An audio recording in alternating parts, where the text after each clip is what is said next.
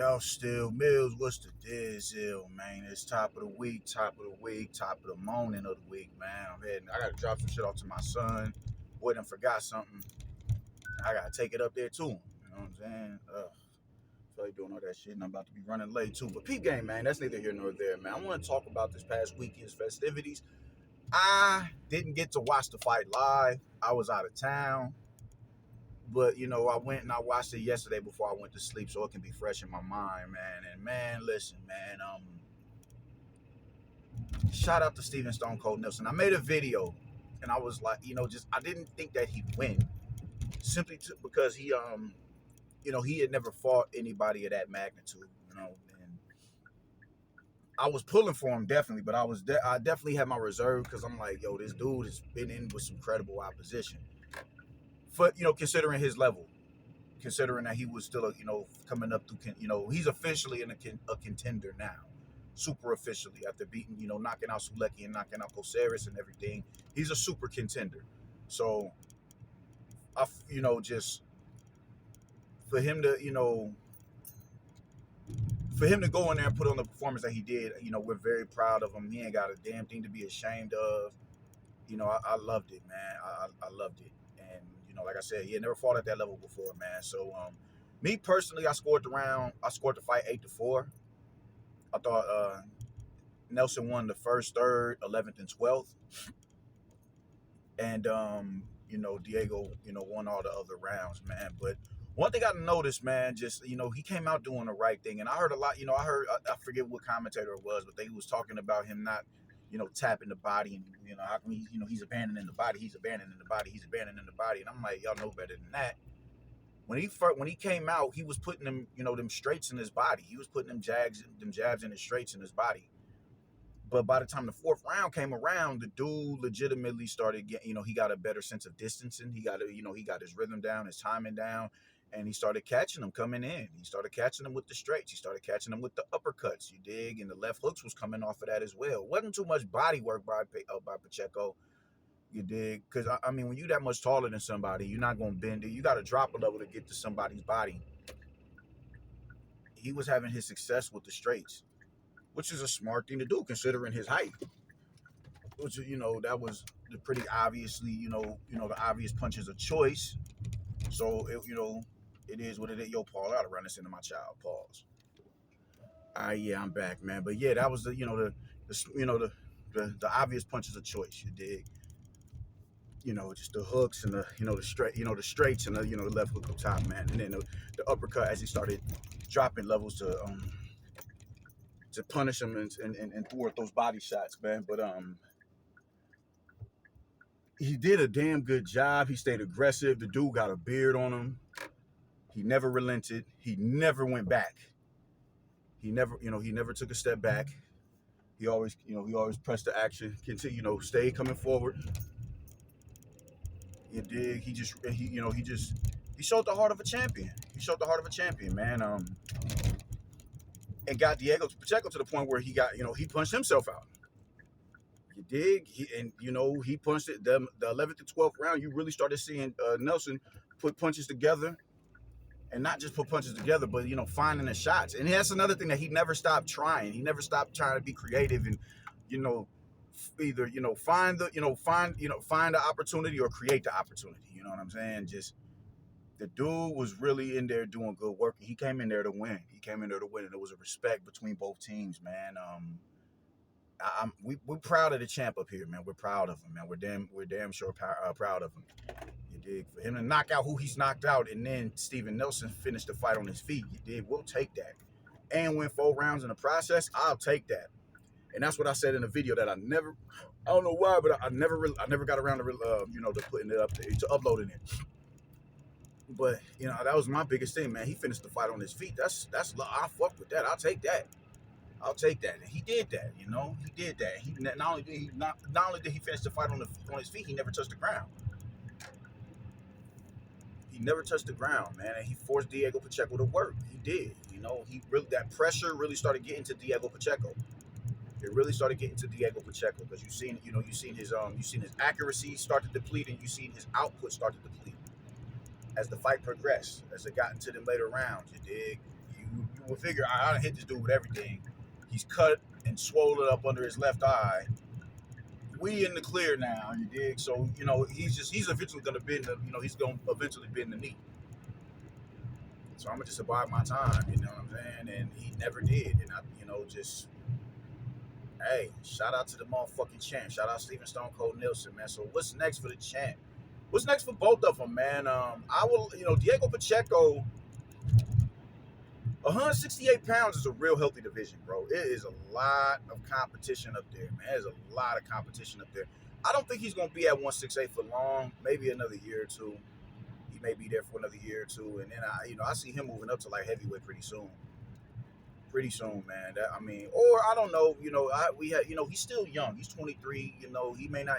The stress on his body may not, you dig, be as strenuous when it's time for him to cut weight. And I haven't heard of him having to drain himself, you dig, and deplete himself to make 168 pounds. So maybe he could be there for some time.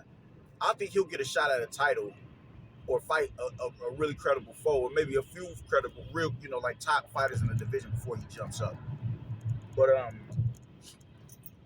he's calling out Edgar Berlanga. And I don't see. I've never thought Edgar Berlanga could do anything with a Diego Pacheco, and I don't even think he really wanted that fight. I honestly don't, man, because just everything the dude was saying. This dude is having a world tour off of a fucking loss, bro. Just no shame, just no fucking shame.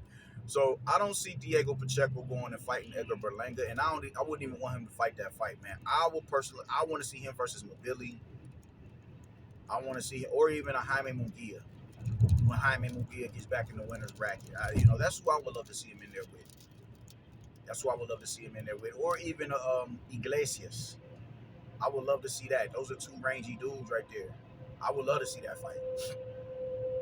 But I think Nelson needs to target Berlanga.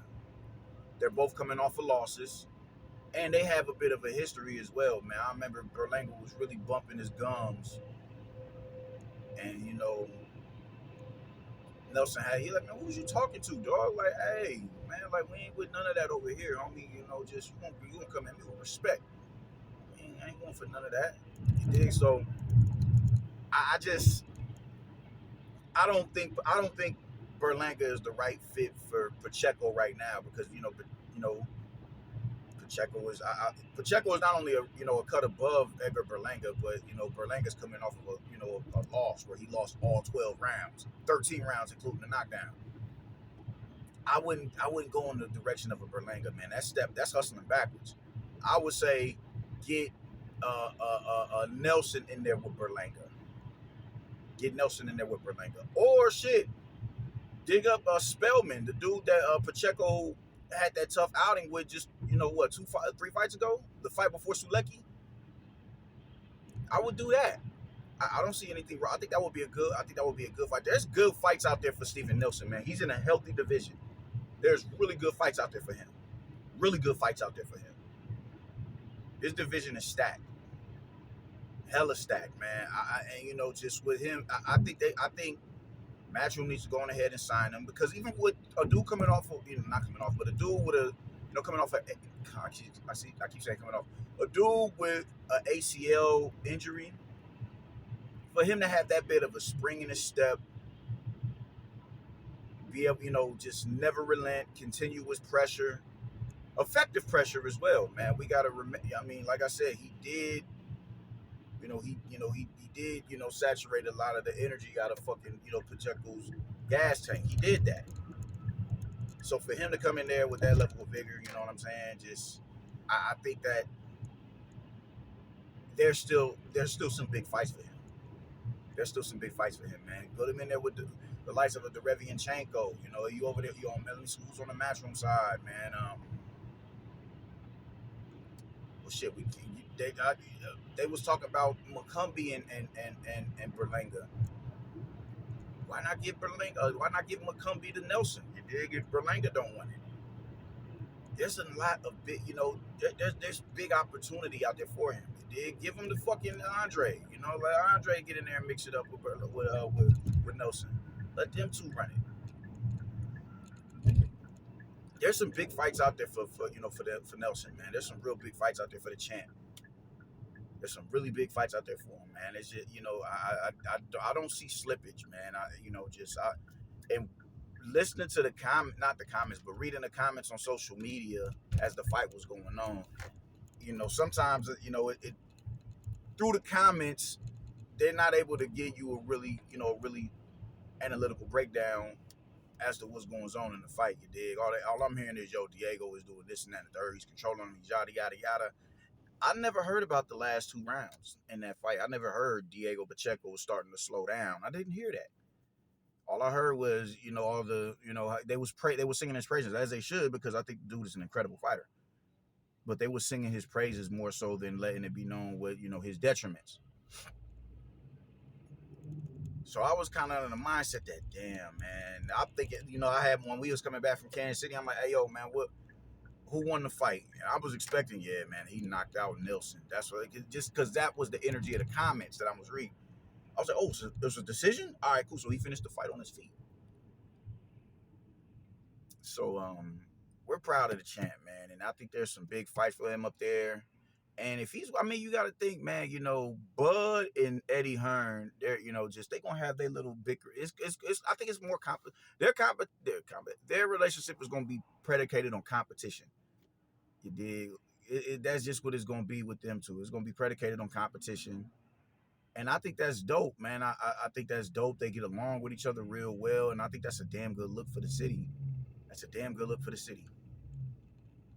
That's a damn good look for the city, man. And if he's on match, bro, that's big fights right there, man. That's Riyadh like a motherfuckers right there. I ain't like, let's go, man. Nelson, for a dude with a previous torn ACL, that man still has spring in his steps, and it's enough. He has enough. He has enough of a spring in his steps to where he can get at least another 2 or 3 big fights.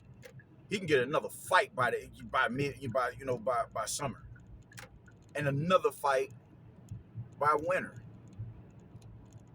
I think he should make that. I think he should sign with Eddie Hearn, bro. I think he should stay over there. I'm sure he's already signed in Matchroom, but I think he should stay over there, because everybody in the division ain't got the same dimensions as Diego Pacheco. Everybody ain't got that height. Everybody ain't got that. Damn, it's 826. Damn it. But everybody doesn't have that. Everybody ain't 6'4". You dig? Only heavyweights are consistently that tall. Only heavyweights are consistently that tall, man. I mean, there's pretty good height. Just Jaime is 6'1", Berlanga 6'1". I think Iglesias is about 6'1", 6'2". Mobility is 5'8", 5'9", maybe even 5'10". So he's not gonna have to go through that level of limb with a lot of these other fighters in the division. Unless Hamza jumps up, and I don't think Hamza's about to jump up. I think Hamza is really hell bent on unifying the division at 160. So there's big fights for him, man. There's big fights for him, and I want to see the champ up there in the mix. I don't want the one. We don't need to be averaging one fight a year. He could triple that this year. He could at least double that this year. He could fight twice this year. He could fight twice. Why not? Eddie Hearn is gonna keep you. Eddie Hearn's gonna keep you active. Why not make that? Why not make another fight this year, man? Shit, put him in the bring on Basinian. I don't know if he's gotten back into the winners bracket since he got stopped by Jaime, but bring on Basinian. That's a good fight. That's a real good fight. Let's just keep the champ active, man. Let's keep him active. Let's keep him out there. We don't need no more rust on the tools, man. 36 years old. You can parlay these last 3 years into something massive, man. Into something massive to where you could get another opponent like a Diego Pacheco as far as stature is concerned. I wouldn't even focus on Canelo. I wouldn't even do it. I'm like, yo, man, I'm more than likely not on his radar, so fuck it. Whatever. Just bring me everybody else.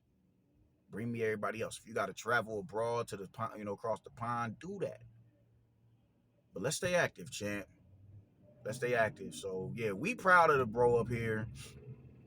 When I see him again, I'm gonna definitely extend my gratitude to him. Cause like I said, well, I didn't get to say to y'all, but last I seen him about a month or so before the fight. I had to take my son to basketball practice at Butler Gas Y on North 30th Street, and there's some kids from my gym who was up there, and they was getting ready for a tournament. They coaches Coach Jose. My coach is Coach Jose. It was too many Jose's in the gym, man.